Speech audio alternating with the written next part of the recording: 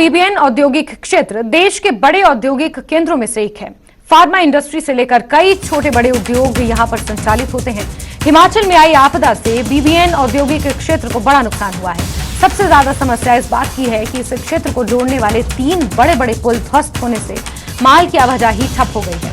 इसका असर हजारों उद्योगों पर पड़ रहा है। हर रोज सैकड़ों करोड़ का आर्थिक नुकसान उद्योगों और हिमाचल सरकार को भी हो रहा है। हमारे सहयोगी रणबीर सिंह खासतौर पर इस औद्योगिक क्षेत्र में हो रहे नुकसान का आकलन करने पहुंचे। देखिए ये खास रिपोर्ट।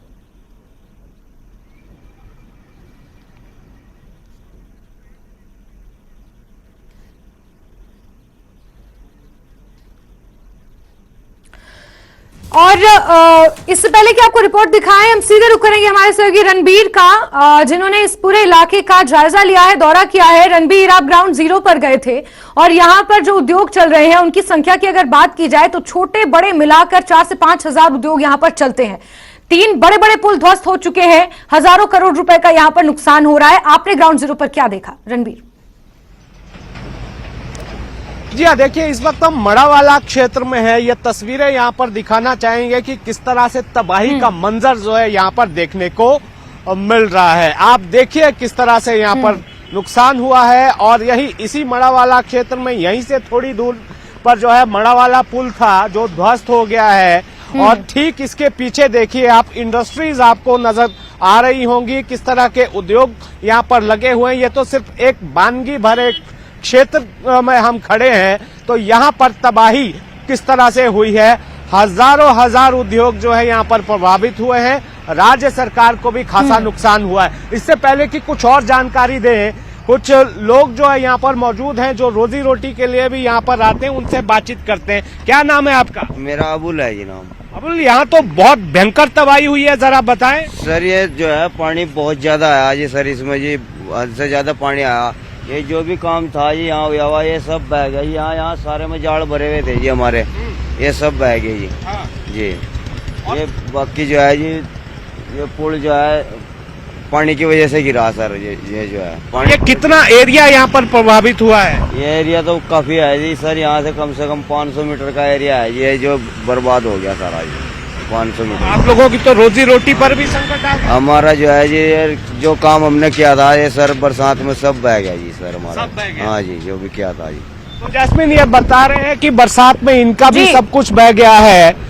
ये भी आपको बताते चले कि जीएसटी के रूप में हिमाचल को 100 करोड़ का नुकसान रोजाना हो रहा है। ये यहाँ दून विधानसभा क्षेत्र के जो एमएलए हैं, जो मुख्य संसदीय सचिव हैं सरकार में, तो उनकी तरफ से ये जानकारी दी गई है। पूरा जो ये बद्दी बरोटी वाला नालागढ़ औद्योगिक क्षेत्र है, यहाँ पर जो डेली की जो बिलिंग है वो 6 से 700 करोड़ के बीच ये बताई गई है। तो उसी के आधार पर ये नुकसान बताया गया है। कुछ उद्योगपतियों से भी हमारी बात हुई थी तो वो ये कह रहे हैं कि अब जो है केवल एक मार्ग बचा है जो नालागढ़ से होते हुए रोपड़ की तरफ को जाता है। वहां से जो है कच्चा माल उद्योगों के लिए आ रहा है और तैयार माल भी वहीं से जा रहा है। 3 बड़े पुल ध्वस्त होने का मतलब है यहाँ पर जो बैकबोन थी इस इंडस्ट्रियल एरिया की, जो रीढ़ थी वो यहाँ पर टूट गई है। और यहाँ पर मांग ये की जा रही है कि जिस तरह की तबाही यहाँ पर हुई है, नुकसान बहुत ज्यादा है,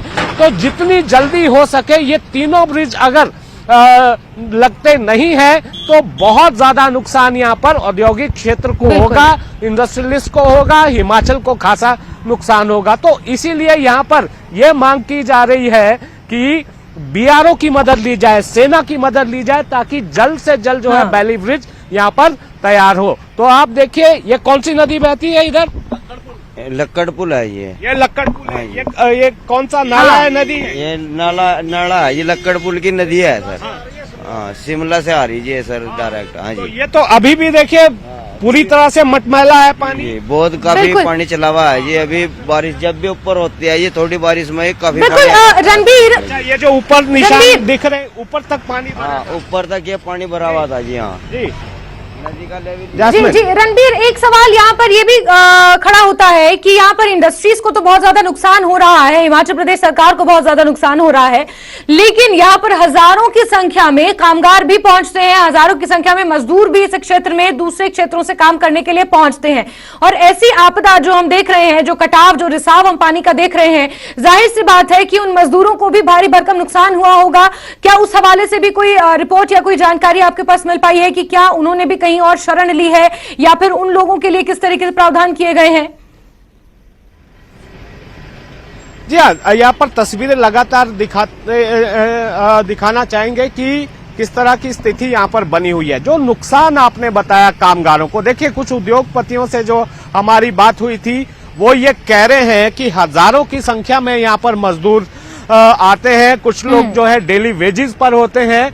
तो जाहिर सी बात है कि अगर एक हफ्ता भी इंडस्ट्री जो है बंद रहती है तो इस तरह से जो है उनका भी नुकसान यहाँ पर हो रहा है। ये न केवल जो लाखों की संख्या में कामगार यहाँ पर आते हैं, तो यहाँ पर जो रिहायशी इलाका है, जो ग्रामीण इलाके हैं, 41 के करीब पंचायतें जो इस बीबीएन क्षेत्र में पड़ती हैं, तो जो राम शहर का इलाका है उसके साथ लगते कुछ एक जो है 1 दर्जन से ज्यादा गांव जो है प्रभावित हुए हैं। उन्हें जो है टेम्परेरी जो है शेल्टर प्रदान किए गए हैं, जो पूरी तरह से जो है होमलेस हो गए हैं।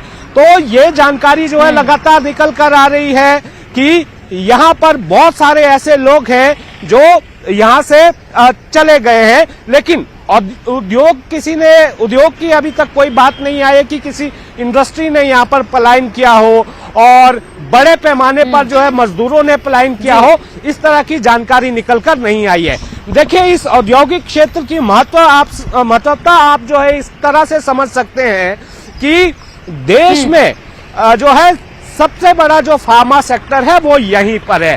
देश में जितनी दवाइयां बनती हैं वो अधिकतर यहीं पर बनती है और इसे एशिया का जो है फार्मा सेक्टर का मैनचेस्टर भी कहा जाता है। तो बड़ी बड़ी एमएनसीज यहाँ पर है, छोटे उद्योग हैं, तो अभी ये जो सेक्टर है ये अभी और ज्यादा ग्रो होना है।